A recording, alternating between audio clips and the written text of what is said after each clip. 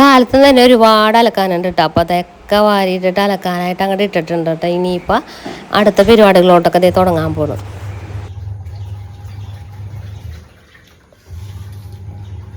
ഞാനും ചേട്ടനും മാത്രമുള്ളത് കൊണ്ട് തന്നെ എനിക്ക് വലിയ കാര്യമായിട്ടുള്ള പണികളൊന്നുമില്ല.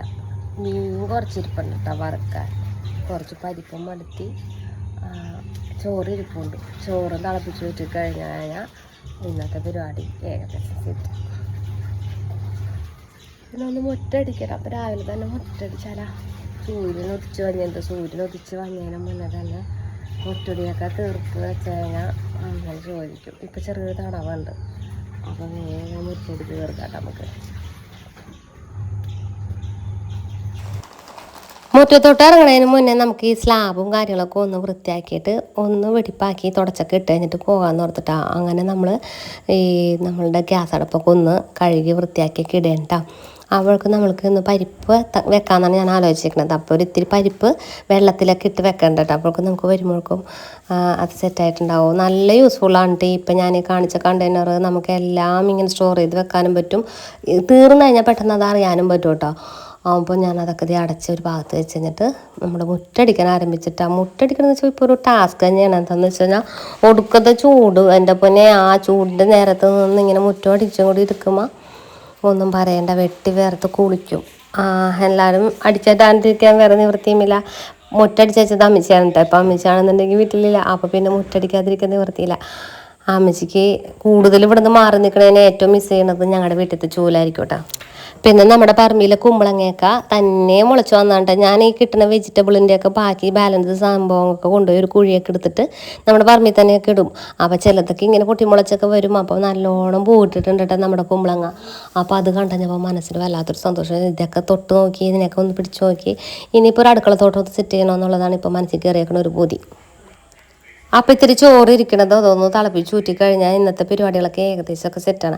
പിന്നെ നമ്മൾ ഇത്തിരി പരിപ്പും വലുത്തെടുക്കുന്നുണ്ട്. പിന്നെ ചോറിനൊരു ഇത്തിരി രസം കിട്ടും. 2-3 കഷ്ണം മീൻ ഇരിപ്പുണ്ട് കേട്ടോ വറുക്കാൻ വേണ്ടിയിട്ട്.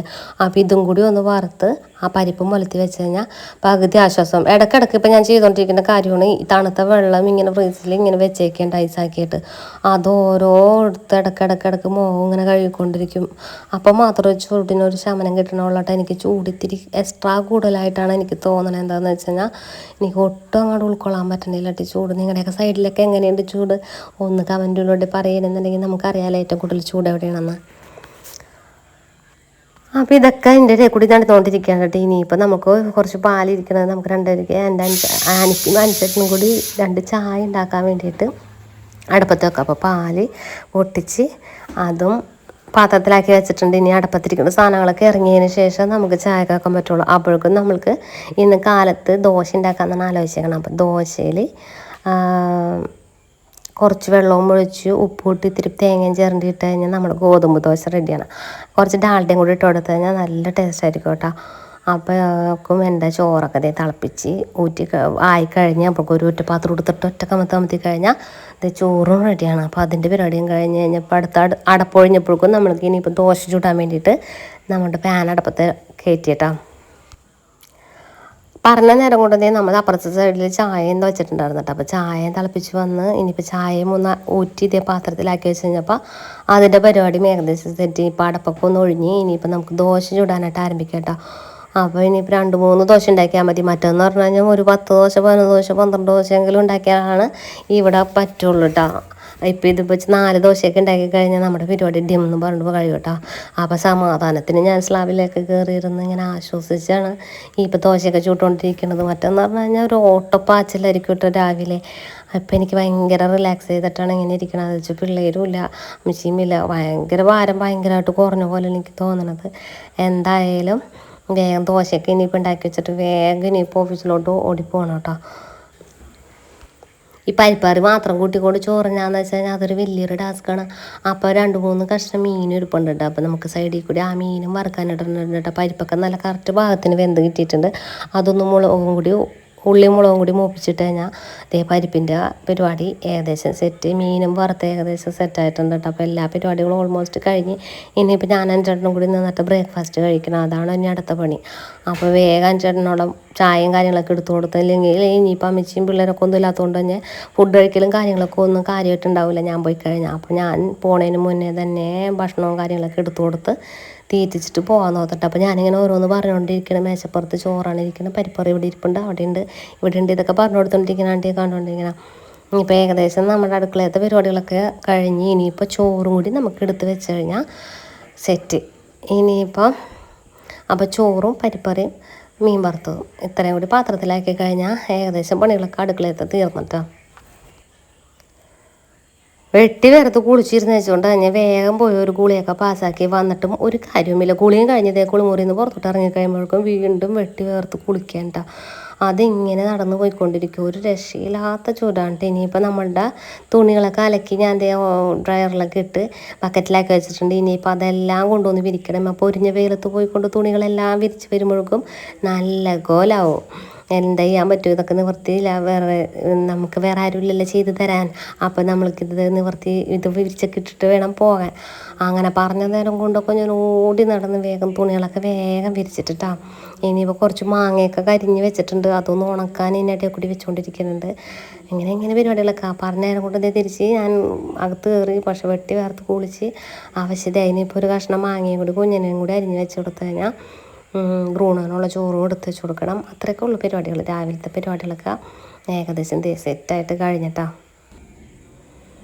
കുഞ്ഞിന് നല്ല ഭംഗിയായിട്ട് മാങ്ങ കഴിക്കേണ്ട. മാങ്ങ ഭയങ്കര ഇഷ്ടമാണ് വെച്ചാൽ കുഞ്ഞിനെ. അപ്പോൾ കുറച്ചുകൂടി ഇത്തിരിയൊക്കെ വളർന്നു കഴിഞ്ഞിട്ട് കൂട്ടിൽ നിന്ന് തുറന്ന് വിട്ടിട്ട് ആളെ വിടാമെന്ന് ഓർത്തിട്ടാണ് ഞങ്ങളിങ്ങനെ പോണത്. ഇപ്പോൾ വളരെ തീരെ ചെറിയതാണ്. ഇപ്പോൾ പറഞ്ഞ് വിട്ട് കഴിഞ്ഞാൽ ആരെങ്കിലും ഉപദ്രവിച്ചല്ലാന്ന് ഓർത്തിട്ടാണ് നമ്മളിങ്ങനെ കൂട്ടിലിട്ട് വെച്ചേക്കണത്.